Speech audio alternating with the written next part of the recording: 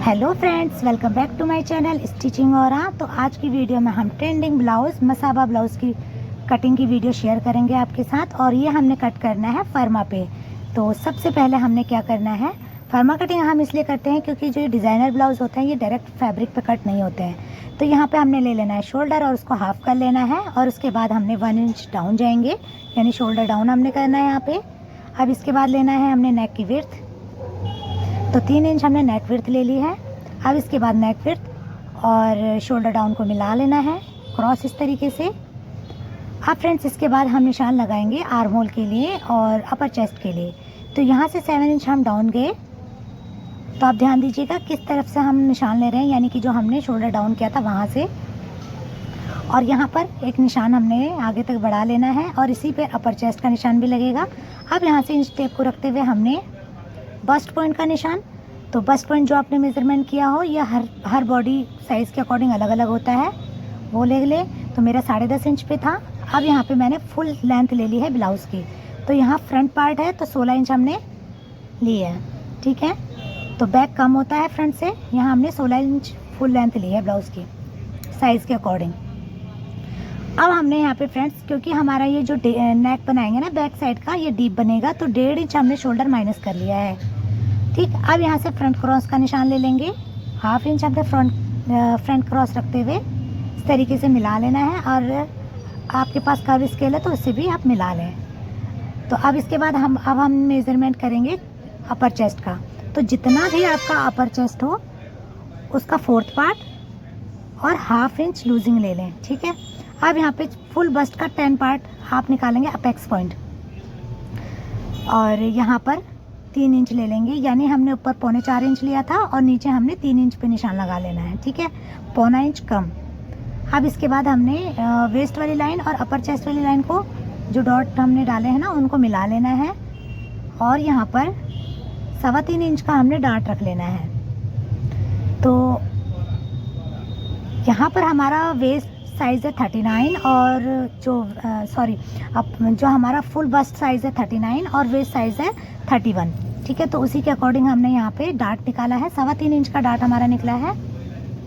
अब इसके बाद यहाँ पे हमने डार्ट का निशान लगाते हुए इस तरीके से एक डार्ट हम देंगे, ये आर्म होल पर भी डार्ट देंगे, ठीक है। तो इस तरीके से 4 इंच डाउन गए और आर्म होल पे एक निशान हमने लगा लेना है। और ध्यान रहे ये क्रॉस सीधा नहीं लगाना है, इसको हल्का सा हमने राउंड देते हुए लगाना है, ठीक है। अब इस वाली लाइन को हमने दोनों लाइनों को इक्वल कर लेना है, दोनों लाइनें मतलब जो हमने डार्ट देना है वो वाली, ठीक है। इस तरीके से आप ये देखिए एक लाइन हमारी ऊपर चली जाती है। तो इसको अब हम क्या करेंगे, जो हमने आर्म होल दिया था ना निशान पहले वाला, तो उसको पहले एक बार नाप लेंगे आर्म होल कितना जा रहा है हमारा। अगर कम ज़्यादा होगा तो यहाँ पर ऊपर नीचे आप कर सकते हैं, ठीक है। उसके बाद नया आर्म होल की शेप हम इस वाली लाइन से देते हैं जो हमारा डार्ट पॉइंट होता है, ठीक है ना। अब इसके बाद फ्रेंड यहाँ वाली जो देखिए आप, इस तरह जो ये हमारा डार्ट था इसको 0.25 जितना एक्स्ट्रा लेना होता है नीचे, ठीक है, और क्रॉस मिला लें। अब इन दोनों लाइनों को भी हम इक्वल करेंगे।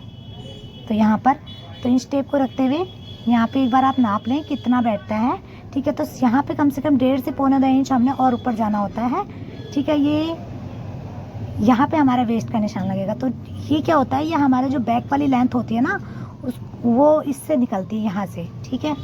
तो सबका अपना अलग अलग तरीका होता है ब्लाउज़ कट करने का। अगर आप इस तरीके से बनाएंगे तो परफेक्टली आपका बहुत अच्छी शेप आती है, बैक से भी फ्रंट से भी, ठीक है। तो आप ये हमने मसाबा ब्लाउज़ में जो जिस तरीके का नेक पैटर्न चल रहा है उसी तरीके का हम यहाँ पे नेक देंगे। और 2 इंच का रेडी शोल्डर मैंने रख लिया।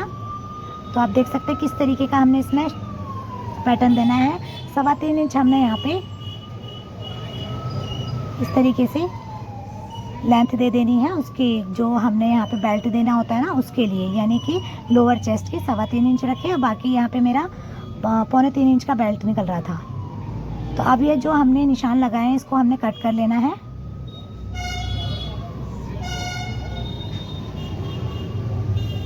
तो अब ये जो हमारा आर्म होल वाला डार्ट है ना इसको क्लोज कर लेंगे।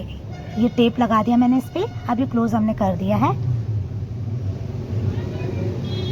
ठीक है। अब यहाँ पे आर्म होल को हम शेप दे देंगे और इसके बाद जो नीचे वाला वेस्ट वाला डार्ट है इसको भी कट कर लेंगे, ठीक है। तो ये हो गया। अब ये जो हमारा पैटर्न हमने ड्रॉ किया है ना उस पैटर्न के अकॉर्डिंग ही हमने कट कर लेना है। और ये पहले बेल्ट को कट कर लेंगे, यहाँ पे ये टेप से ये भी हमने चिपका लिया है आपस में। अब अंदर वाले पैटर्न को और इसको शेप देते हुए, अगर ड्रॉ करते हुए आपकी शेप थोड़ी भी इधर उधर हो तो यहाँ पर आप शेप को परफेक्टली अच्छे से बना लें। ठीक, अब ये हो गया। अब इसके बाद एक बार हम आपको दिखाते हैं इस वाले जो हमारा डार्ट है ये हमने जोड़ दिया है। तो कुछ इस तरीके से आप देख सकते हैं मसाबा पैटर्न हमारा रेडी है और आप इसे फैब्रिक के ऊपर रख के कट करके स्टिच कर सकते हैं। तो फ्रेंड्स, कैसा लगा आपको हमारा ये वीडियो? अगर पसंद आया तो प्लीज़ वीडियो को लाइक करें, चैनल को सब्सक्राइब करें और अपने दोस्तों को शेयर करें।